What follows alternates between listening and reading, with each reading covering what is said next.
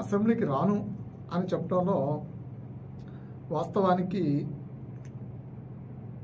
ఆయన అలా నిర్ణయించుకోవడంలో వాస్తవానికి ఆయన మండు వైఖరి, లేదు అంటే కనుక నిర్లక్ష్య వైఖరి, లేదు అంటే కనుక ప్రజాస్వామ్య వ్యతిరేక వైఖరి చాలా స్పష్టంగా కనిపిస్తుంది.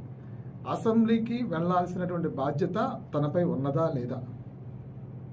ప్రజాస్వామ్యంలో ఇంటింటికి తిరిగి నేను అధికారంలోకి వస్తే, నేను గెలిస్తే మీకు అది చేస్తా ఇది చేస్తా అని చెప్పినటువంటి ఎమ్మెల్యేగా అతను అసెంబ్లీకి వెళ్లాల్సినటువంటి అవసరం ఉందా లేదా?